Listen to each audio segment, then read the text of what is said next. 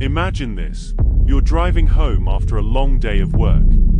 It's quiet, it's routine, and you're thinking about nothing more than getting back to your family. Now imagine that the stranger sitting behind you suddenly slips a wire around your neck. No warning. No mercy.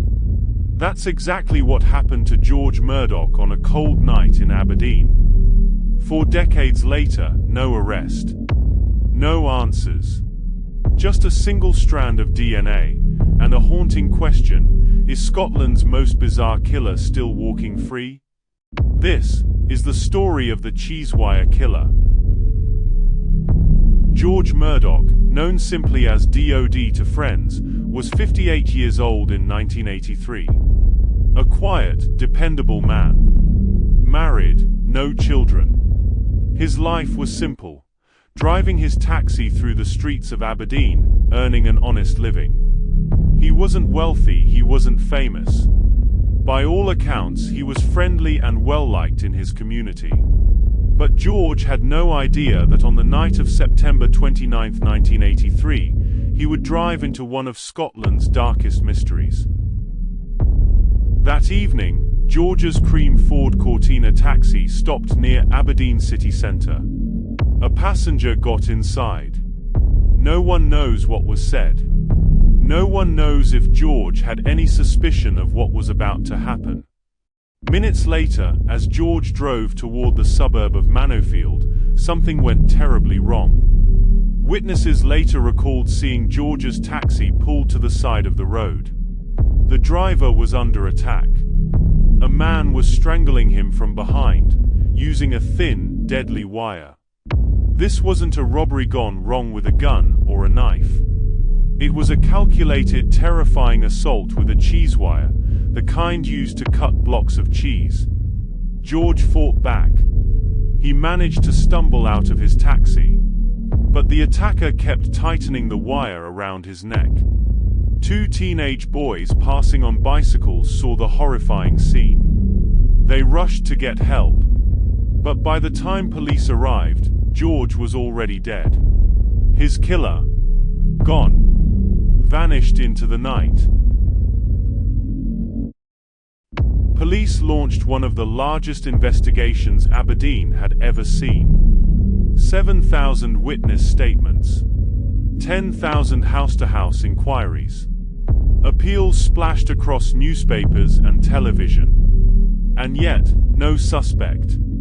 No motive. George's wallet was missing, but robbery didn't make sense. Why strangle a man with a cheese wire, such a slow, brutal weapon, for a handful of cash?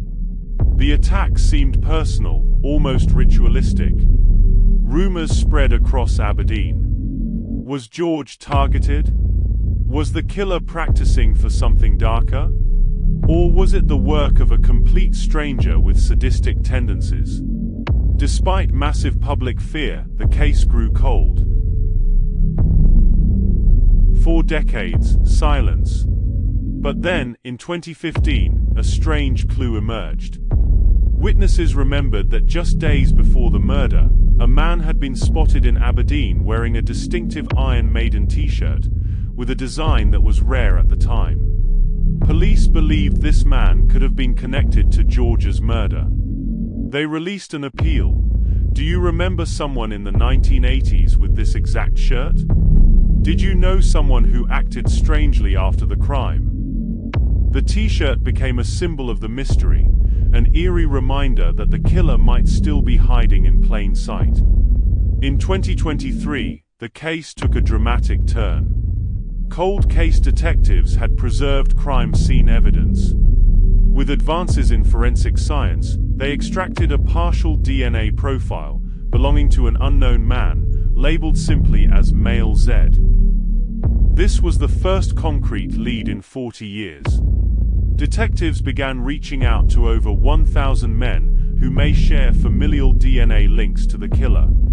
They are being asked to voluntarily provide samples.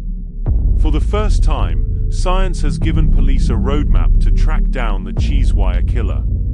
And if that DNA matches someone still alive today, the mystery may finally be solved. But who could the killer be? Some believe George was simply in the wrong place at the wrong time, killed by a violent stranger who enjoyed the act of strangulation. Others think it was about money. George's wallet was stolen. But then why use a cheesewire? Why not simply threaten him? Could George have unknowingly angered someone? A passenger, a local criminal, even another taxi driver? Some investigators wonder if this was part of a larger pattern. Was the Cheesewire killer responsible for other unsolved strangulations? Did he test his method on George before moving on? To this day, no prime suspect has ever been arrested. For George's widow, Jessie, the murder was a devastating blow. She passed away without ever knowing who killed her husband. For surviving relatives, the case remains an open wound. They continue to plead with the public. Someone out there knows the truth. Please come forward. Every new development brings both hope and heartbreak. As of today, Police Scotland remain active on the case. They are still testing DNA. They are still collecting samples. They are still appealing for information. The Cheesewire killer has evaded justice for over 40 years. But science is finally catching up. And the haunting question remains.